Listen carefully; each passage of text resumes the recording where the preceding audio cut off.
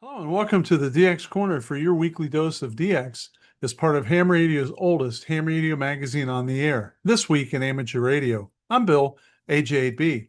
As of this Saturday, there will be 81 days until Christmas. Time is flying, so we had better get started. From my ham friend Bob, I received the following question. Bill, I have heard you use the term work bands several times. What are those bands? Are they different than the other bands? Well, Bob, that's a really solid question. The WARC 79 bands refer to three specific amateur radio frequency allocations that were established during the World Administrative Radio Conference, or WARC, WARC, held in Geneva in 79.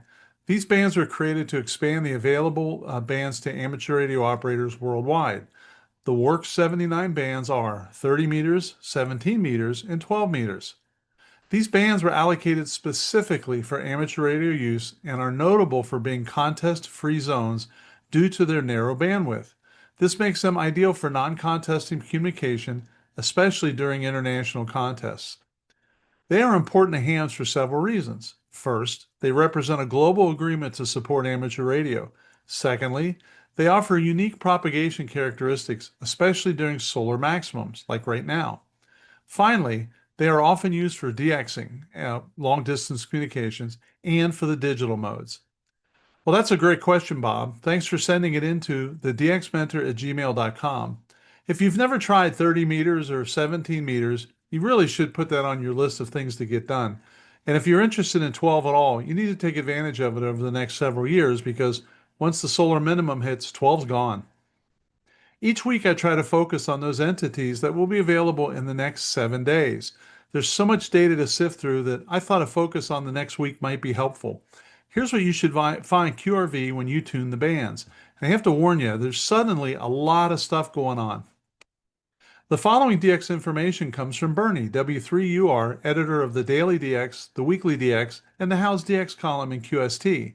If you would like a free 2-week trial of the DailyDX, your only source of real-time DX information, just do what several other listeners have done and send me an email at thedxmentor@gmail.com and I'll get you fixed up. Well, we're going to start off with some good and bad news. First, the bad news. From the 3 Charlie 2 Mike Delta DXPedition Team to Equatorial Guinea, we received the following. Dear friends, we sadly announced to the amateur radio community that 3 Charlie 2 Mike Delta, a long-awaited expedition to Equatorial Guinea, will be postponed to unknown future dates because of a sudden stop to all amateur radio licenses declared by the local government. The reason of that decision has been to, quote, to deal with problems the license granted to 2 foreign citizens have created. According to local news, they tried to operate from, quote, a sensitive part of the country without all the necessary permissions in the early part of September.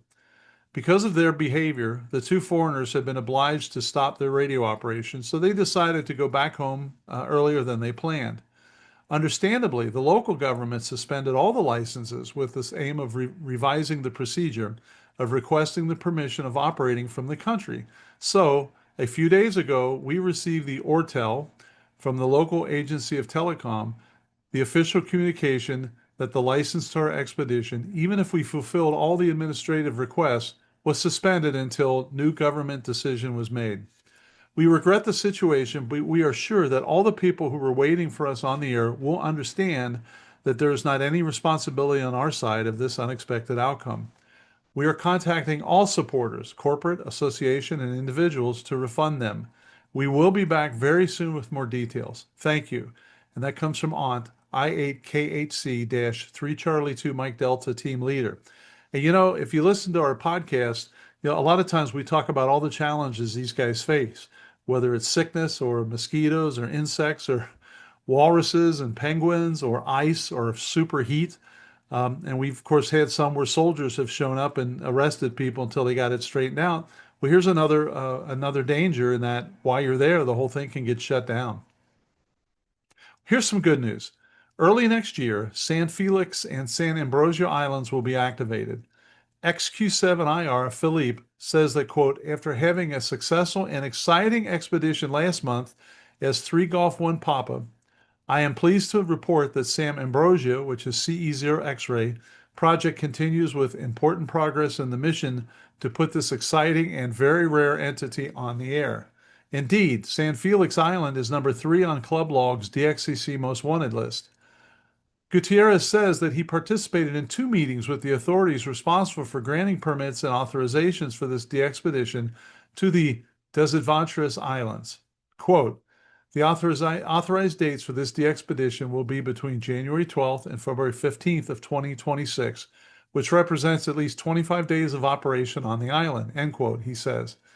Permits and authorizations will be issued by the appropriate authorities weeks before the DXPedition begins and will then be sent to the ARL and the Northern California DX Foundation for validation and approval for DXCC. Operation will be 160 meters through 6 meters, CW, sideband, and FT8. PY7RP Renner will lead the remote team in their efforts to put into operation a 24/7 CW/FT8 remote station.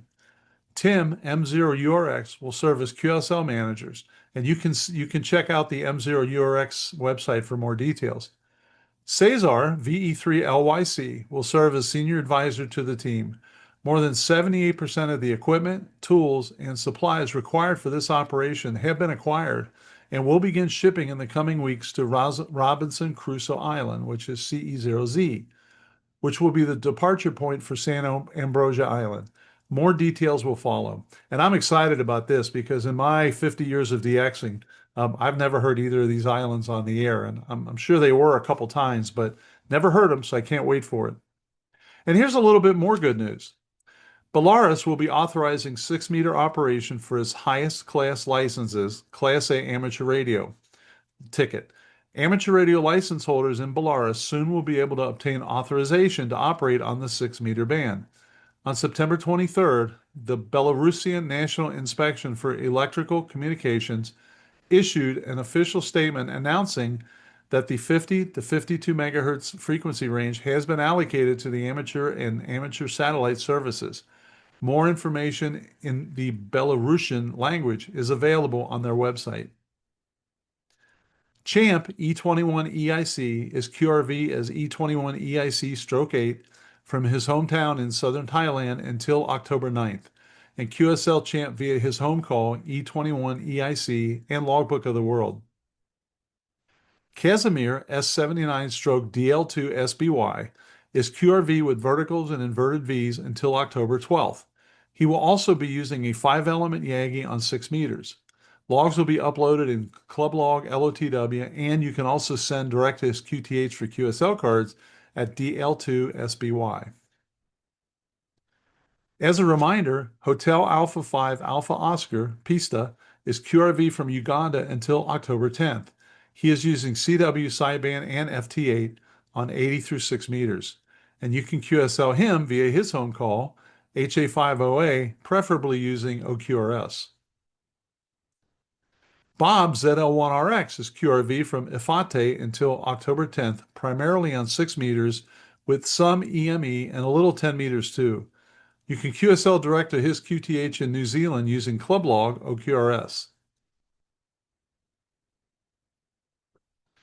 From the V6 Delta DXPedition to Micronesia, we have this update. Quote, after a week's delay, we were able to pick up our missing luggage at TKK Airport on Monday. The wire beam and the fifth station were set up on the same day. Unfortunately, the good conditions on the high bands now seem to be over.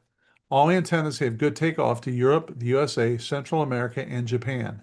Out of consideration for other guests at the resort, however, the antennas had to be set up in a very confined space, what sometimes caused interference between them.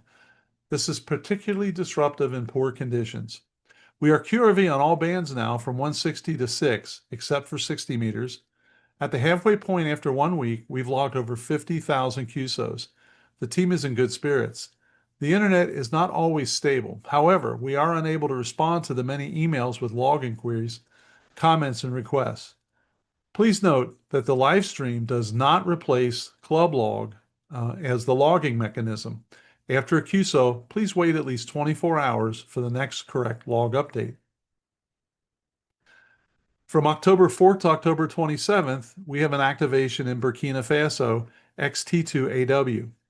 The Ohio Penn DX Bulletin reports that DF2WO Herald is wrapping up his 9 X-Ray 2 Alpha Whiskey activity in Rwanda and will be on the air as XT2AW from Burkina Faso October 4th to the 27th. Per CuraZid.com, he will operate on holiday style on 160 through 10 meter CW, sideband, FT8, and FT4, as well as the QO100 satellite. The DX Mentor features a new podcast this weekend, a discussion with K4OGO Salty Walt on his DX journey and his new antenna book, quote, Salty Walt's Portable Antenna Sketchbook, end quote. Check it out. It was an absolutely enjoyable conversation, and the book is really, really cool. It's unlike any other technical book I've had, so you need to check it out online at least. And if you are interested in DX Podcast and YouTube channels, you should check out the DX Mentor Facebook page and subscribe to it to be kept up to date on all of our DX activities. Until next week, this is Bill, AJB, saying 7-3, and thanks to my XYL Karen for her love and support. I hope to hear you in the pile-ups. Have a great DX week.